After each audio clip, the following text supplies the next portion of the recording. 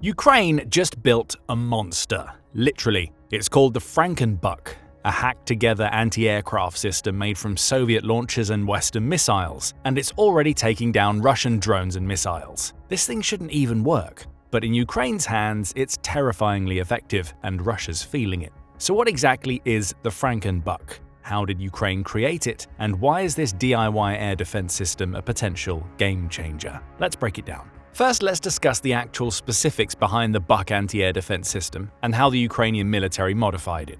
To understand that, we need to delve deeper into the baseline Buk. The Buk anti-air defense system is a Soviet-designed, medium-range, surface-to-air missile system that's been in service since the late 1970s, with various upgrades over the years. Ukraine inherited several versions after the collapse of the USSR, including the Buk M1, which has been a cornerstone of its air defense, especially since 2014. At its core, it's designed to take down aircraft, cruise missiles, and even some ballistic missiles. This is helped by the fact that a single battery can engage multiple targets at once, giving it solid battlefield utility. The Buk gained global attention in 2014, though infamously, when a Russian-backed separatist unit in eastern Ukraine reportedly used a Buk system, believed to have been supplied by Russia, to shoot down Malaysia Airlines Flight MH17. The Ukrainian Buk variant, the M1, uses radar-guided missiles capable of hitting targets flying at altitudes of up to 72,000 feet and at ranges of roughly 21 miles. This places the Buk somewhere between medium to short-range defensive systems, as opposed to the S-300 and S-400, which can have an effective range of up to 150 miles, or potentially as far as 250 miles with the 40N6 missile, though the operational status and full capability of that missile remain uncertain. In conjunction with the S-300, however, the Buk is a capable defensive system, as it can effectively target fast-moving cruise missiles and slower drones or glide bombs. This versatility is what Ukraine has used to great effect, using the Buk-compatible 9M38 and possibly 9M317 surface-to-air missile, hence the SAM in the system's name. The 9M38 missile is a radar-guided semi-active homing missile with a maximum range of about 21 miles, the same as the system itself. However, the Buk isn't all-powerful, and the crux of the problem lies in Russia's numerical advantage. You see, the 9M38 is an excellent missile when paired with the system, but Ukraine technically isn't producing that type of ordnance, at least on a massive scale. Instead, the Buk systems that Ukraine uses and their missiles were inherited by the country after the collapse of the Soviet Union in the early 1990s. Since then, Ukraine has only had a limited supply of these missiles, and all major production of the system was conducted by Russia. Other manufacturers, which also have a limited influence on the world's supply of missiles, include similar ex-Soviet countries like Belarus. However, as Belarus has sided with Russia in the conflict, Ukraine will have little luck in obtaining new missiles to arm its Buk systems. Of course, the Ukrainian Defense Ministry has remained pretty tight-lipped about what exact kind of missiles and ordnance the country can produce at a massive scale. A report from Ukrainian President Volodymyr Zelensky himself near the end of 2024 suggested that the country has been steadily growing its military-industrial complex ever since the war started. The report stated that Ukraine made at least 100 missiles throughout 2024. However, military analysts suggested that these are most likely long-range missiles in line with the ATACMS or Storm Shadows that NATO had donated, rather than the low to medium-range designs like the 9M38. Still, just because the report doesn't mention something doesn't mean that it doesn't exist. Ultimately, even if Ukraine managed to produce a few dozen missiles for existing Buks, it wouldn't be out of the woods yet. Unlike conventional long-range warfare, especially the kind the US and NATO are used to, Russia and Ukraine are leveraging quantity over quality wherever possible. This has led to both countries steadily decreasing the average production costs of their military systems, especially drones. As such, even the long-range missile designs that both countries use generally cost under $2 million per unit, a fraction of the price of their Western counterparts. This is in sharp contrast with the contemporary defensive systems that have been donated to Ukraine, particularly the Patriot PAC-3 anti-air defense. With the Patriot, a single interceptor missile costs between $1 and $4 million, depending on the exact make and model. Even missiles at the lower end of that range are significantly more expensive than anything Ukraine and Russia have fielded. Which brings us to the crux of the issue. Arguably, the main advantage that the Buks had over contemporary designs donated by NATO is their lower average price and maintenance costs. The missiles that were used by the batteries were already in Ukrainian supplies, and the country simply had to use them. The missile likely didn't cost that much to maintain or refurbish to be more compatible with modern radar and guidance systems, which led to their widespread use. The other alternative to using the Buks was simply too expensive for Ukraine. NATO wasn't capable of donating missiles for its own anti-air defense systems to keep up with the scale of Russian attacks. To illustrate that, Russia launched over 300 drones and 20 missiles in just the first 3 days of January 2025. According to a report from Russia Matters, throughout the month, Russia launched approximately 2,158 drones, 20 ballistic missiles, and 54 cruise missiles, targeting various locations across Ukraine. That's potentially over 2,200 targets that Ukraine's defensive systems had to account for. Of course, not all of the drones will be targeted by SAMs and similar systems, as Ukraine has at least several other options. Still, this illustrates just how much Ukraine needs modern and effective anti-air defenses, which ultimately led to the creation of the FrankenBUKs. The main body or the chassis of the Buk doesn't seem to have changed much. The launcher itself has undergone a few changes to the fitting mechanisms, namely to accept a different missile than usual. And that missile is the Sea Sparrow RIM-7. Unlike the 9M38, the RIM-7 is a shipborne, surface-to-air missile, meaning that it's intended to be fired from ship-housed launchers. It's been a staple of NATO-based point defense systems on ships since the Cold War and has received several upgrades since its inception. Originally developed as a quick-reaction point defense missile for ships, the RIM-7 Sea Sparrow has evolved into a more capable, intermediate-range weapon system. It's designed to intercept aircraft and incoming cruise missiles, and in some cases can be used against surface targets. When it was first designed, its main purpose was to counter fast, low-flying anti-ship missiles that show up with little warning, flying just above the water and giving minimal time to react. The standard Sea Sparrow has a range of about 12 miles in maritime roles, though actual engagement distances are usually shorter, depending on the threat, conditions, and which version of the missile and fire control system is in play. Early models relied on manually aimed radar for guidance, but over time, the system became more automated and fully tied into the ship's combat systems. The latest version, the RIM-162 SM Block 2, has its own active radar seeker and data link, letting it operate without needing external radar illumination at all. While this might not sound significant if the RIM-7 is being used for land-based systems, there are a few possible downsides to using it this way. First, the same report that first indicated that Ukraine was building FrankenBUKs suggested that the new designs could have a more limited range compared to the original. However, the senior lieutenant who was interviewed about the system didn't clarify just how much range was effective in the retrofit. This could be due to a few factors. First, the range of the RIM-7 missile isn't a fixed number. It depends on a bunch of real-world factors. For example, the specific version of the missile makes a big difference. Older Sea Sparrows had more basic guidance and propulsion, so their effective range topped out at around 10 to 12 miles. The newer versions, especially the evolved Sea Sparrow missile, ESSM, can reach out quite a bit farther, somewhere between 25 to 30 miles, thanks to better motors, improved aerodynamics, and more advanced guidance. However, there's no indication that Ukraine actually received the modernized design, and the RIM-7s were the only missiles spotted in the photos published by the news outlets. Target type and behavior also play a big role in how far a missile can reach. If a target is flying low and fast, the engagement window is shorter, and the missile might need to be fired earlier or closer to have a good shot. This would be the case for glide bombs and similar guided missiles, which rely on the initial momentum to carry them through to the target at the expense of altitude. On the other hand, if the target is flying high and slow, say a surveillance aircraft, the missile can usually go farther before impact because it doesn't have to chase it down at low altitude or in cluttered environments. The sheer range of missiles that Russia is throwing at Ukraine at the moment means that each attack will have a mix of slower and faster ordnances, which will heavily influence whether the missile will be useful at the Buk's maximum operational range. Then there are the launch conditions. A missile fired at a steep angle has to fight gravity more than one launched with a flatter trajectory. Wind, air density, and weather can also shave off some performance. And finally, the fire control system matters. A missile guided by older radar tech or with manual tracking won't be as effective at pushing the limits of its range. Newer systems that provide better mid-course updates or let the missile use an active seeker can help squeeze more distance out of each shot. The Soviet-era Buks that Ukraine have fall somewhere in the middle in terms of system modernization. This is due to their greater intercompatibility with newer radar and guidance system designs, which should hopefully allow the battery to lock onto targets further away and track their movement. At this point, it's not entirely clear how the Sea Sparrow has been integrated with the original Soviet-era radar and fire control systems. That said, there's some precedent for this kind of setup.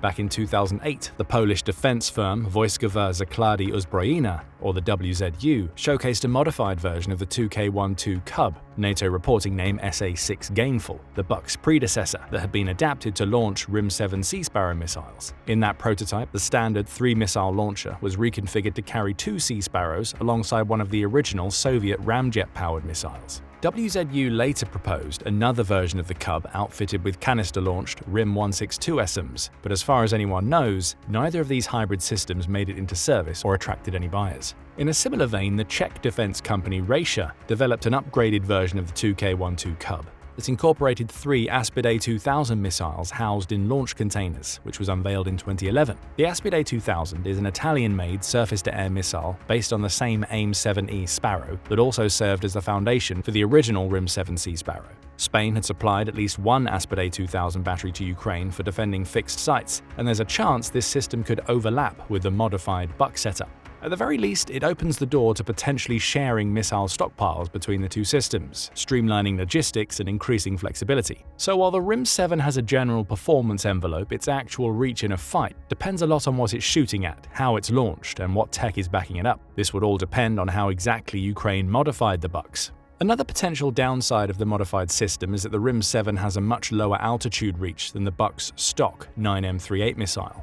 The former tops out at around 50,000 feet, while the latter can go up to 72,000 feet high. This could mean that the FrankenBUKs might be unable to actually intercept missiles or other high-flying ordnance heading deeper into Ukraine, which would normally be flying at higher altitudes precisely to dodge the enemy defenses. This operational shortcoming could mean that the new Buks might need to be stationed closer to the vital military and industrial compounds that Russia is targeting, or get closer to the front line so they could potentially detect ordnance during ascent rather than active flight.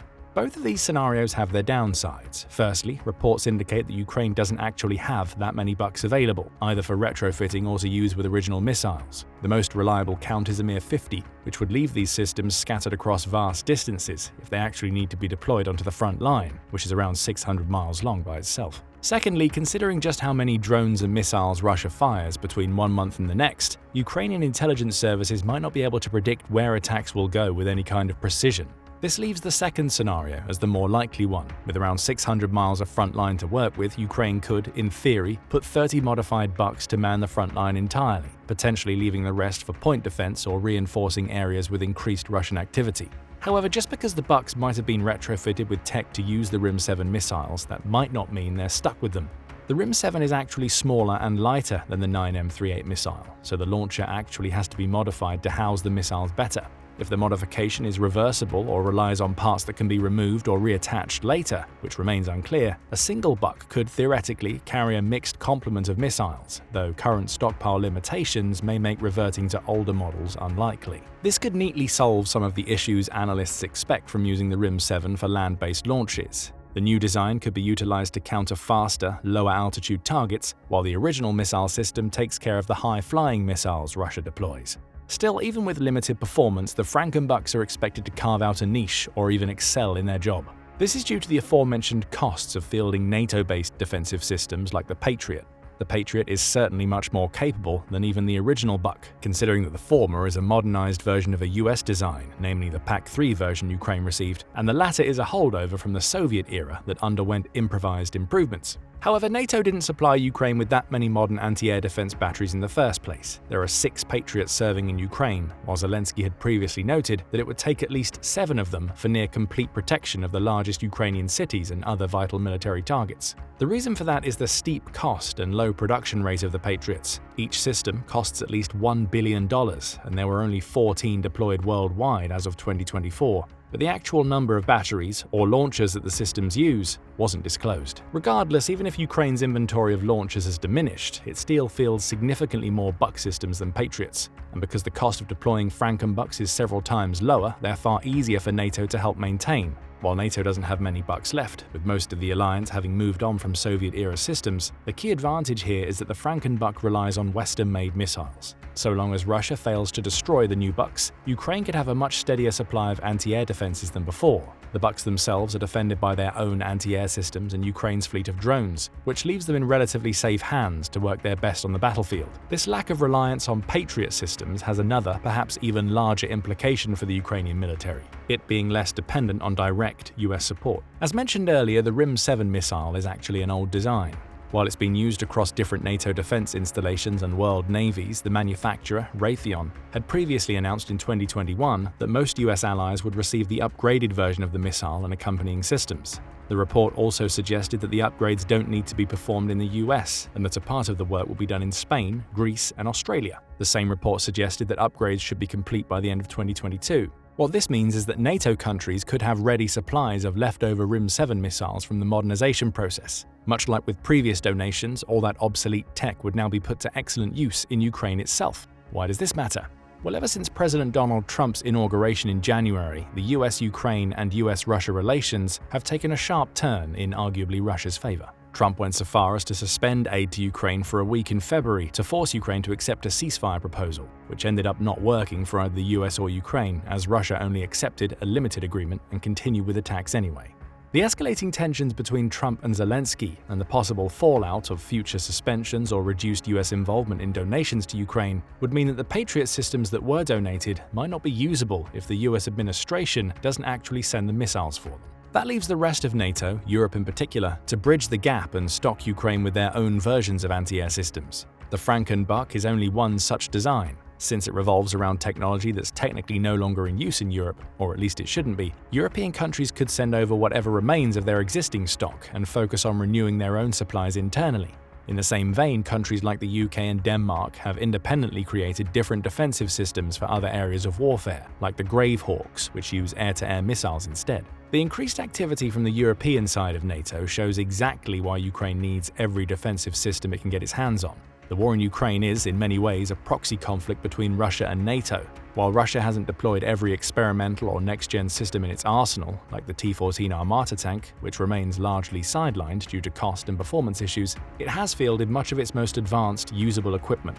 Ballistic missile strikes have been on the rise, with systems like the Iskander and the Tornado-S regularly used to hit Ukrainian cities, and the T-90M tank has become a frontline staple despite sustaining heavy losses. On the NATO side, the picture is mixed. While some early shipments included legacy or outdated systems, Ukraine has since received some of the West's most advanced tech, including Patriot air defense systems, Leopard 2 tanks, HIMARS, IRIS-Ts, and NASAMS. Still, cutting-edge or prototype gear is often delivered in small batches, likely to limit the risk of capture or reverse engineering by Russian forces. The balance reflects a kind of shadow arms race. Russia is testing the durability of its active arsenal, while NATO gauges how its modern defensive tools perform in a real war zone.